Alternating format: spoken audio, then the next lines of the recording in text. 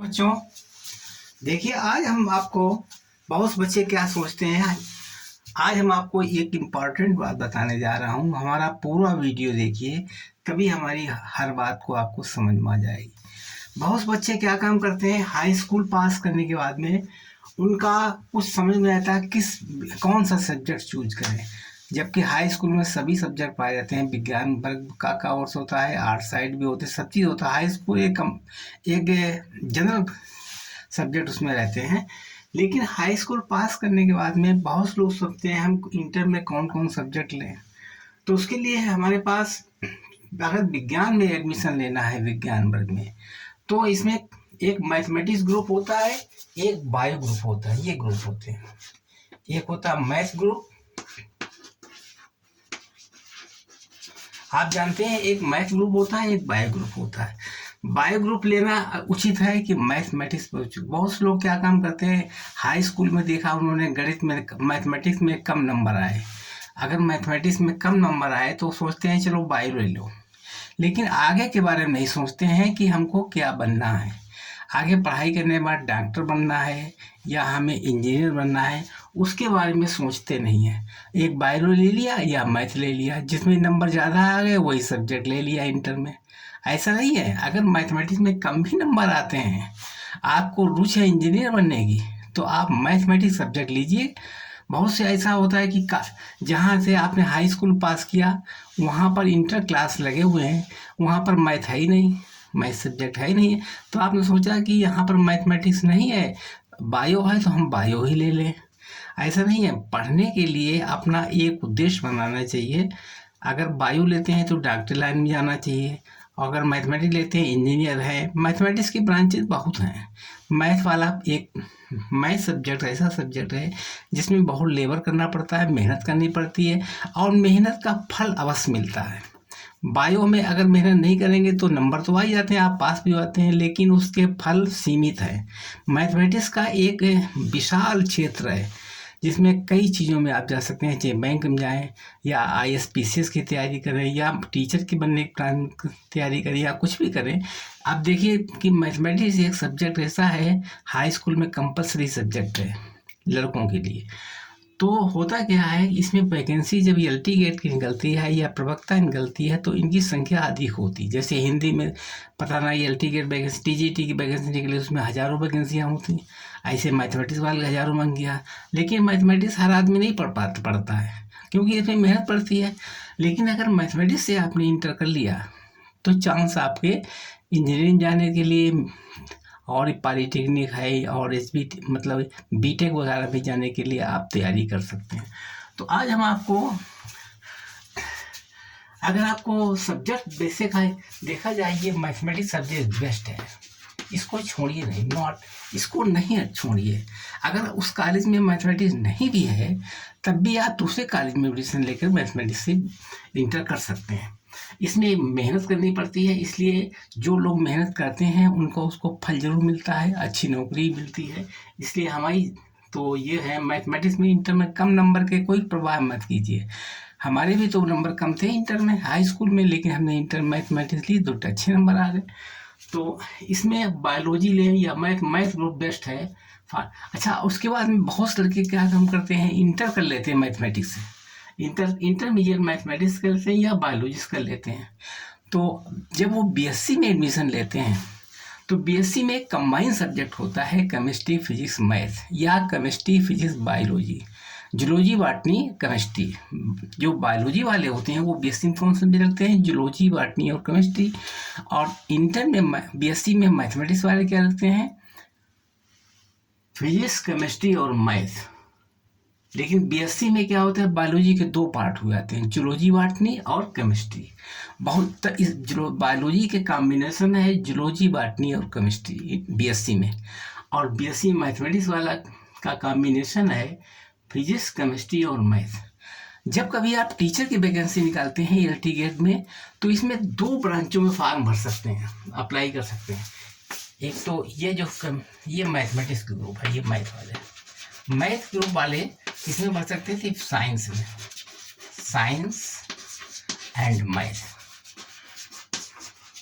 Math से TGT कर सकते हैं। जो मैथमेटिक्स वाले हैं वो क्या काम करते हैं, अगर टीजी मैथ से टीचर बनना तो उसमें 2 सब्जेक्ट फॉर्म भर सकते हैं, एक साइंस का भर सकते हैं और एक मैथ का। लेकिन बायो में क्या होता है, बायो में केवल अगर जो जिन्होंने बायो से बीएससी किया तो वही टीजीटी में कौन सब्जेक्ट ले सकते हैं, ओनली बायो। तो इसमें केवल बायो। अब बायो की वैकेंसी भी बहुत कम निकलती है, तो जब बायो की वैकेंसी कम निकलेगी तो आपको टीचर बनने में बड़ी ही दिक्कतें आएंगी, नहीं टीचर बनते। लेकिन मैथमेटिक्स वाला जब 2 सब्जेक्ट में फॉर्म भर सकता है, साइंस में भी भर सकता है, गणित में, और इनकी वैकेंसी साइंस की भी बहुत होती है, हज़ारों वैकेंसियाँ निकलती हैं, मैथ की भी हज़ारों निकलती हैं, तो मैथ वाला खास तौर से सब में अप्लाई कर सकता है, दोनों में। बायो वाला केवल बायो में ही अप्लाई कर सकता है। तो इसलिए हम सोचते हैं कि बायो सब्जेक्ट इज बेस्ट नहीं है उतना जितना कि मैथ है। मैथ सब्जेक्ट एक बेस्ट सब्जेक्ट है। बहुत से लोग क्या काम करते हैं, बीएससी करते हैं तो केमिस्ट्री छोड़ देते हैं। केमिस्ट्री कभी नहीं छोड़ना चाहिए, क्योंकि साइंस ग्रुप का मतलब होता है केमिस्ट्री, फिजिक्स और मैथ, या केमिस्ट्री एक सब्जेक्ट ऐसा होता है, फिजिक्स और chemistry bio mathematics combination subject है। अगर आपने केमिस्ट्री छोड़ दी तो आप साइंस में नहीं अप्लाई कर सकते।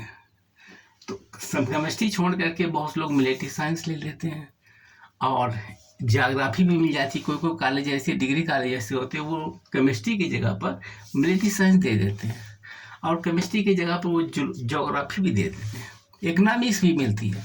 ऐसा नहीं करना चाहिए। कॉम्बिनेशन अगर आपने खराब कर लिया तो आप इससे वंचित हो जाएंगे। साइंस ग्रुप्स नहीं आप कहलाएगा, आप केवल मैथमेटिक्स मानेंगे, आपके दोनों सब्जेक्ट बेकार हो जाएंगे, फिजिक्स भी और मिलिट्री साइंस और फिजिक्स का कोई कॉम्बिनेशन ही नहीं रहेगा। आपने केमिस्ट्री छोड़ दी, ये बेकार हो गया सब्जेक्ट।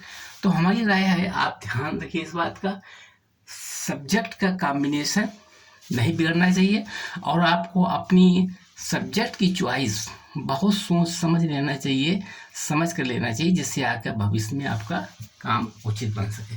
अब देखिए मेरे चैनल को आप लास्ट तक देखते रहिए, मैं बहुत इंपॉर्टेंट बातें बताऊंगा, लास्ट में और बताऊंगा। तब तक फिजिक्स के कुछ न्यूमेरिकल बता रहे हैं, उनको आप देखिए, बिगाड़ दें, ठीक है। हेलो बच्चों, आज देखिए हम एक ये वायर है जिसमें आई करंट फ्लो हो रही है। आई करंट दो, इस वायर में ये क्या चीज़ है, वायर। देखिए यहाँ पर एक वायर है, इस प्रकार से इसमें करंट फ्लो हो रही है, आई बराबर 2 एम्पियर की करंट फ्लो हो रही है, ठीक है, इस तार में। तो इसके आसपास मैग्नेटिक फील्ड उत्पन्न हो जाएगा।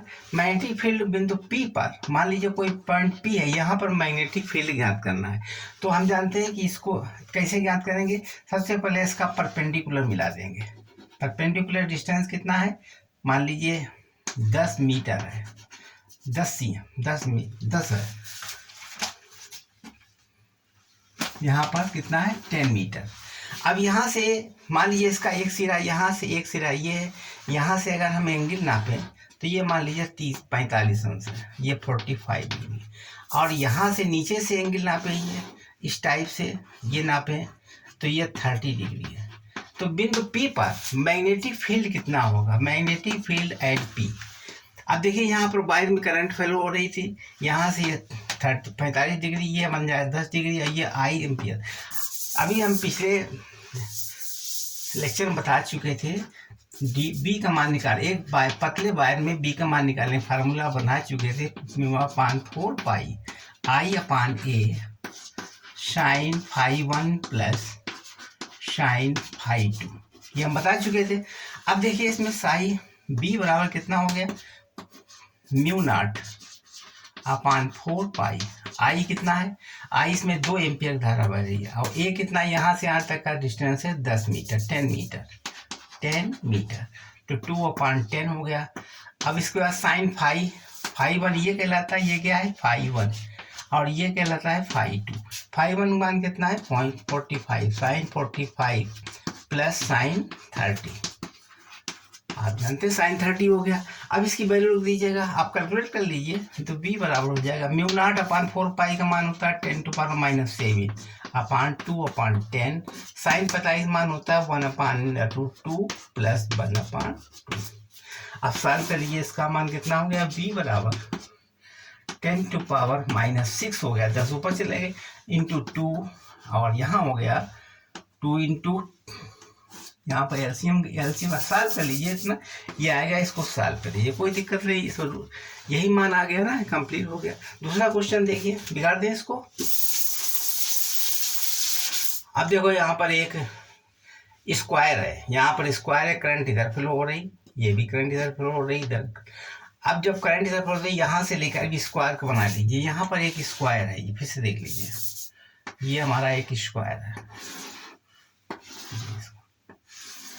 इसकी लेंथ कितनी है, ए है, इसकी भी लेंथ ए है, ये भी ए है, ये भी है।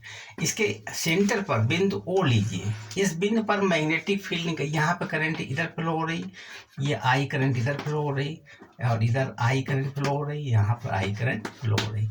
इस बिंदु पर मैग्नेटिक फील्ड कितना होगा, इस बिंदु पर मैग्नेटिक फील्ड निकालने के लिए क्या काम करेंगे, सबसे पहले हम इसको इससे मिला देंगे। मैग्नेटिक फील्ड का सूत्र जानते हैं क्या होता है, B बराबर होता है mu naught upon 4 pi I upon a sine phi 1 plus sine phi 2। अभी कल बता चुके थे।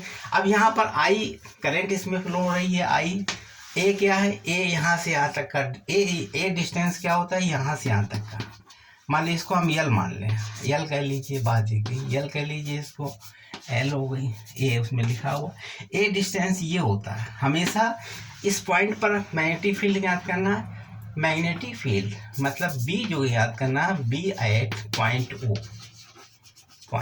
ओ पर निकालना, यहाँ पर मैग्नेटिक फील्ड याद करना है। तो इसके लिए ये सूत्र, ये ए है, ये डिस्टेंस होता है, आई करंट फ्लो हो रही। अब फाई 1 फाई 2 निकालना, फाई 1 फाई 2 का मान यहीं से ज्ञात करते हैं, ये मान ज्ञात होना चाहिए।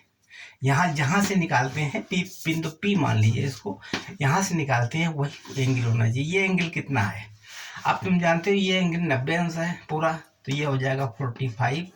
अब ये 90 है तो ये भी 45 हो गया, ये भी 45 हो गया। इन दो एंगल्स का मतलब 45 ये इसमें मान रख देंगे, तो B कितना हो जाएगा, B बराबर mu naught upon 4 pi I current flow हो रही, आई अपान ए कितना हो जाएगा, L/2। यहाँ से यहाँ तक का डिस्टेंस कितना है, L। अब चूंकि ए ये होगा, ए कितना होगा, ए होगा L/2, चूंकि L पूरी है तो ये आधा हो जाए L/2। अब साइन 45 अंश प्लस साइन 45, दोनों को मान निकाल लीजिए, बराबर B कितना हो जाएगा, B बराबर mu naught upon 4 pi into 2 ऊपर चला गया, यानी 2i अपान L, 2i अपान L। साइन 45 मान होता है 1 अपान √2 प्लस 1 अपान √2। B कितना हो गया, B बराबर म्यू नॉट अपान 4 पाई और 2i अपान L, और ये कितना हो गया 2 अपान 2 √2। ठीक है, अब देखिए यहाँ √2 मल्टीप्लाई करके आप याद कर सकते थे, म्यू नॉट अपान 4 पाई,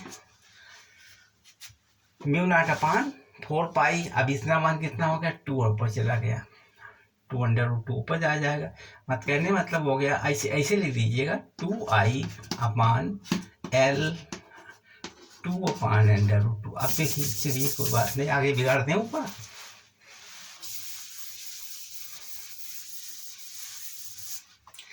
B बराबर, अब देखिए B नेट कितना हो जाएगा, B नेट बराबर, इसमें 4 पॉइंट हो जाएंगे, 4 जगहों से 4 भुजाएं होती हैं, तो यहाँ B1 plus B2 plus B3 plus B4 बराबर 4 इंटू B हो जाएगा। ठीक है, अब B नेट कितना हो गया, B नेट में 4 मल्टीप्लाई कर दीजिए, म्यू नॉट अपान 4 पाई, म्यू नॉट 2i अपान L, 2i अपान L, यहाँ बचेगा √2।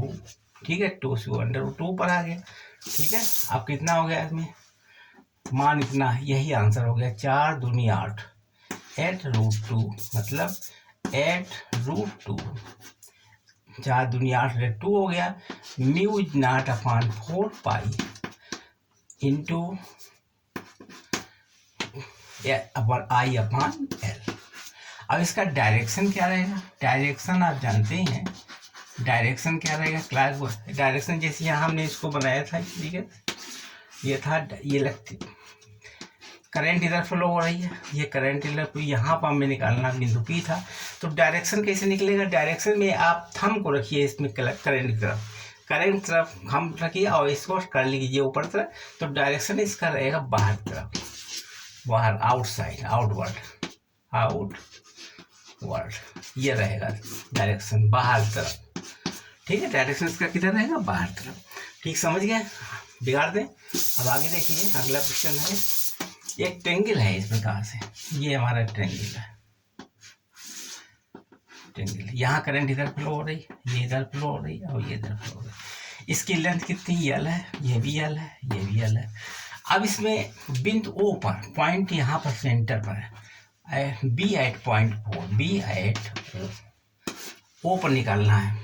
क्या निकालना? Magnetic field. तो सबसे पहले इसको ये से मिला दीजिए, यहाँ पर यक्स मान लीजिए, ये डिस्टेंस पता होना चाहिए, और या इसको रख दीजिए ए का मान पता होना चाहिए, और इसका एंगल जो है ये एंगल मालूम हो, इस एंगल को पता लगाइए, φ1 φ2 ये एंगल होना चाहिए। अब देखिए ये हमारा एंगल तीनों भुजाएं बराबर हैं, तो यहाँ ये एंगल कितना हो जाएगा? 60 डिग्री, इसका आधा हो जाएगा 30 डिग्री, तो ये भी 30 डिग्री हो जाएगा, ये हमारे साथ 68 डिग्री आ जाएगा, 60 डिग्री और ये भी 60 डिग्री। तो मान रख दीजिए इसमें बी कहते हैं, बी बराबर होता है mu naught upon 4 pi I upon A sign 60 plus sign 60, ठीक है। अब ए का मान निकालिए, ए निकलेगा, ये L/2 हो गया, ये हमारा कितना होगा? L/2, ये हमारा ए निकालना, तो इसमें 10 लगा दीजिए, 10 30 बराबर लंब बटे आधार यानी a बटा L/2, 10 30 मान होता है 1/√3 बराबर a 2l ऊपर हो गया, 2a अपॉन l। अब इसका मल्टीप्लाई कीजिए, यानी 2a बराबर l/3 √3l, 2a बराबर √3l, ठीक है। तो ये तो एंगल हो गया 30, तो 30 से निकाल लीजिए L/2, ये हमारा संग आधार हो गया L/2। अब इसके बाद निकाल सकते हो, a बराबर हो गया, a बराबर √3l अपॉन 2, ठीक है। 10 30 निकाल लीजिए ना, यहाँ पर 60 हुआ, 10 30 मान निकल आएगा, ठीक है। इस तरीके से हमने इसको निकाल लिया।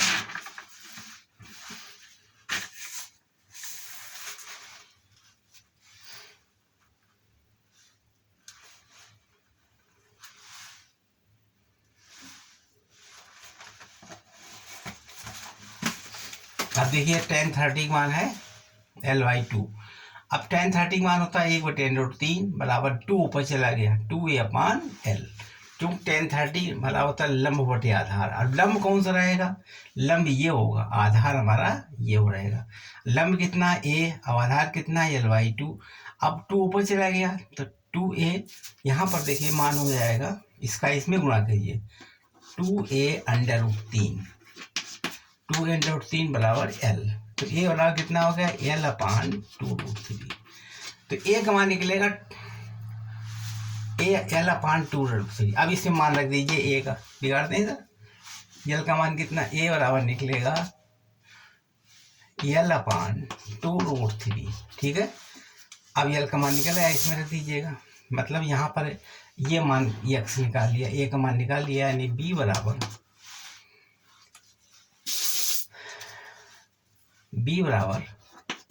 Mu naught upon 4 pi I upon a निकला है l upon 2√3, l upon 2√3, sine 60 मान होता है √3/2 प्लस √3/2 बराबर b बराबर हो गया म्यू नॉट अपॉन 4 पाई, अब 2√3 ऊपर चला गया, 2√3/l इंटू आई, यहाँ हो गया है 2√3/2। अब ये हमारा एक निकला। अब इसमें B1 B2 B3 सबका मान जोड़ दीजिए, कितना हो जाएगा देखिए, याद नहीं था। तो बी नेट कितना हो जाएगा, बी नेट बराबर हो जाएगा B1 + B2 + B3 बराबर हो गया 3B बराबर। अब हल कर लीजिए इसको, B का मान निकल आएगा μ0/4π। अब यहाँ हो गया 2√3/L, और यहाँ हो गया आपका 2 कैंसिल हो गया, √3 इंटू √3i, ठीक है, √3i/L, और इंटू 3 का और मल्टीप्लाई कर दीजिए इसमें, आप समझ गए। अब इसका क्वेश्चन कितना आंसर हो गया है देखिए, ये बी का मान हो गया है μ0/4π इंटू 3 पूरा होगा, 3 3 9 और 2 18i/L, ये आंसर आ गया, ठीक है। ये हमारा आंसर ज्ञात हो गया। अगला क्वेश्चन है, 5वां क्वेश्चन है, बिगाड़ते हैं इसको, ठीक। अगर कोई वायर यहाँ पर है, करंट इधर फ्लो हो रही, जब करंट इधर फ्लो होती है और इसके बिंदु P पर हम ज्ञात करना चाहते हैं मैग्नेटिक फील्ड, तो इसको हम बढ़ा देंगे। ये हमारा एंगल कितना है, 0, थीटा बराबर 0 अंश आ जाएगा, ठीक है। तो थीटा बराबर यानी इसमें मान क्या हो जाएगा, B बराबर μ0/4π I/L sin φ1 + sin φ2। अब B बराबर कितना हो गया, μ0/4π I/L इंटू 0, इसका मान 0, इसका मान 0, क्योंकि साइन 0 बराबर 0 होता है। साइन चल रख के देख लीजिए आप, थोड़ा डाउट ना हो, साइन 0 + साइन 0, तो बराबर हो गया B बराबर μ0/4π इंटू I/L इंटू 0, मतलब इस पर 0 मान, यानी B कितना हो जाएगा, इस पर 0 हो जाएगा, ठीक है। अगर हमारा सीधा है, कहीं पर पॉइंट P है, वायर जिधर उधर है, तो इसमें 0 हो जाएगा। अब इसका डायरेक्शन क्या होगा देखिए, करंट इधर फ्लो कर रही है, इसको लाई डायरेक्शन इसका कुछ भी हो सकता है, ठीक है। बिगाड़ते हैं इसको। अगला क्वेश्चन है,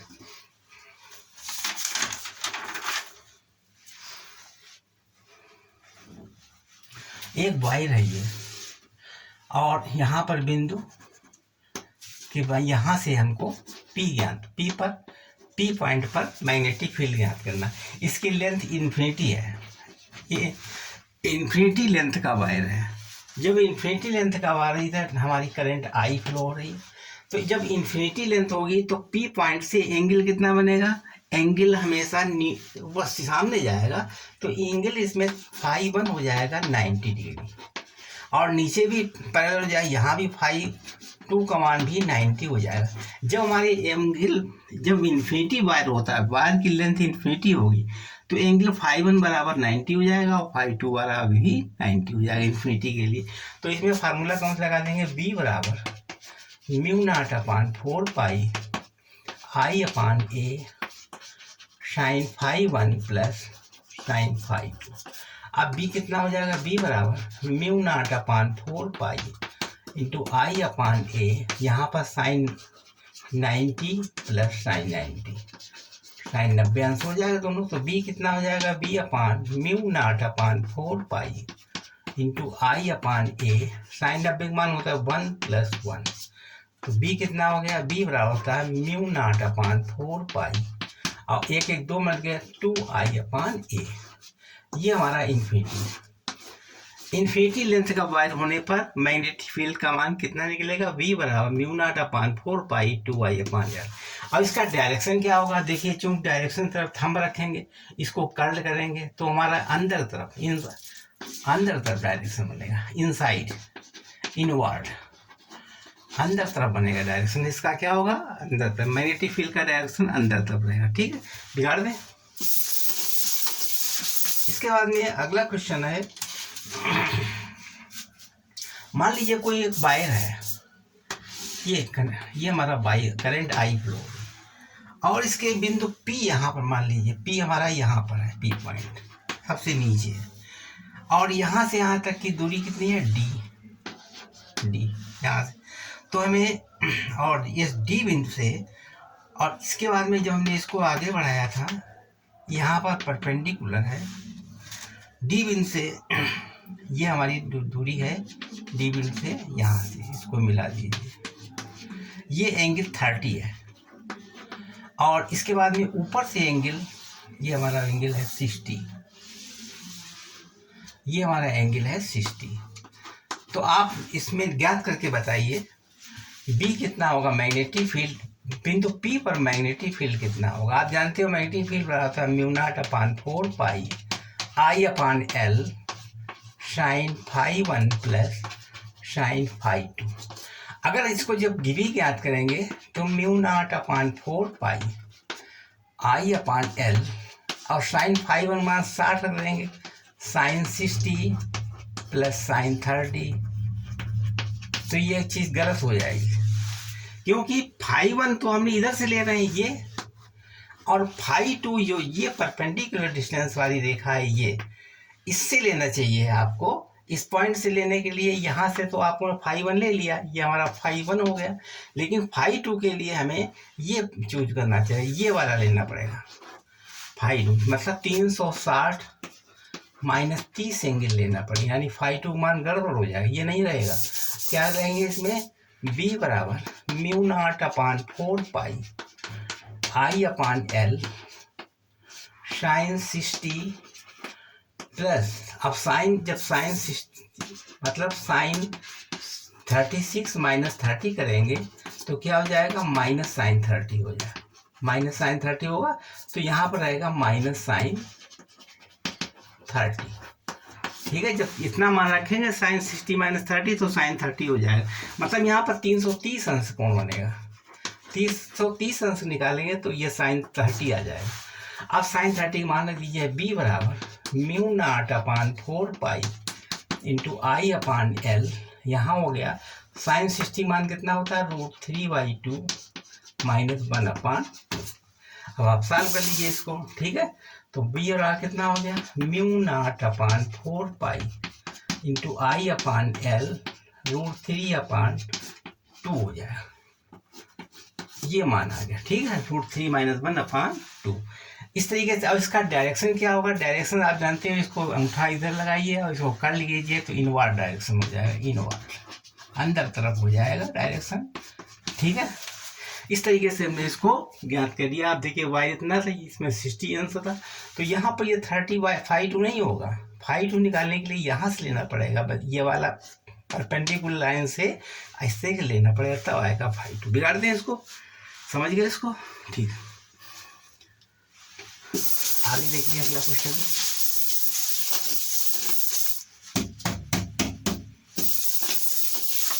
एट लास्ट क्वेश्चन है, मान लीजिए कोई वायर इस प्रकार से है, ये वायर आई करंट से फ्लो हो रही, और इस आई करंट के बाद में पॉइंट P हमने कहीं लिया इस डायरेक्शन में, यहाँ पर पॉइंट P लिया, पॉइंट P यहाँ, और बिंदु P से जो अगर हम यहाँ से इसको हम आगे बढ़ाएं तो ये एंगल कितना है, 45, ये एंगल 45 बनता है, ठीक है। तो इसमें P पर B का मान कितना होगा, ये आई करंट फ्लो हो रही, यहाँ से इसको हमने आगे बढ़ा दिया, यहाँ से इसका एंगल है 45 अंश, 45 एंगल। तो इस बिंदु P पर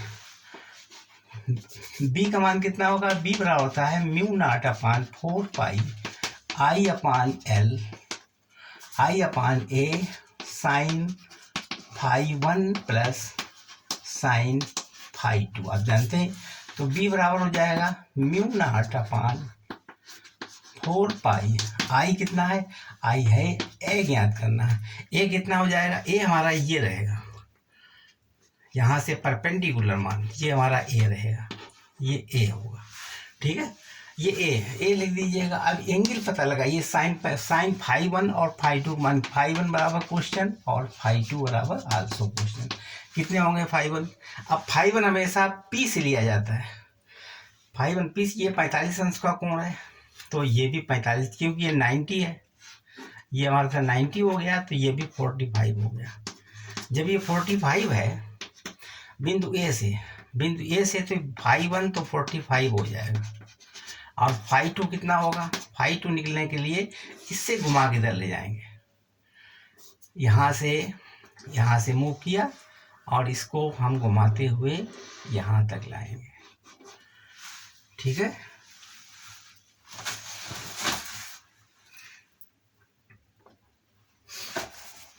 वैसे इसको हम इन्फिनिटी तक ले रहे हैं, यहाँ तो 45 हो गया। ठीक है, ये हम फाई 1 बराबर 90 डिग्री ले रहे हैं इन्फिनिटी तक, मतलब इसको इन्फिनिटी तक दे रहे हैं। इन्फिनिटी तक देने में फाई 1 बराबर 90 हो जाएगा। अब इसे मान रख दीजिएगा, यानी साइन 90 डिग्री प्लस यहाँ पर एंगल कितना है 45, तो इसके मान हो जाएगा यहाँ से लेकर के यहाँ तक 360 माइनस 45, यानी 360, यानी साइन 360 माइनस 45। ठीक है, 360 माइनस 45 हो जाएगा। अब b निकाल लीजिए, इसमें b बराबर निकलेगा mu naught upon 4 pi I upon ए। अब साइन 90 का मान कितना होता है 1 इंटू माइनस साइन 45। ठीक है, कितना हो जाएगा साइन माइनस।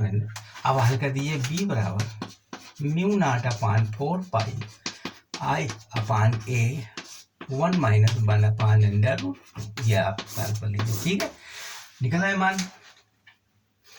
ठीक है, आप देखिए इतने हमने क्वेश्चन बता दिए हैं, आप इसको रिवीजन कीजिए, सही ढंग से इसका कैलकुलेशन कीजिए, पूरा कैलकुलेशन, और डायरेक्शन भी पता लगा। ये देखिए डायरेक्शन निकालने के लिए भी ये भी इनवर्ड रहेगा, ये अंदर तरफ रहेगा। ठीक है, इसका जो डायरेक्शन होगा वो भी अंदर तरफ रहेगा। ठीक है, तो आप हमारे चैनल को सब्सक्राइब कीजिए, अच्छा लगा तो लाइक कीजिए और अपने और विद्यार्थियों के साथ शेयर कीजिए। धन्यवाद।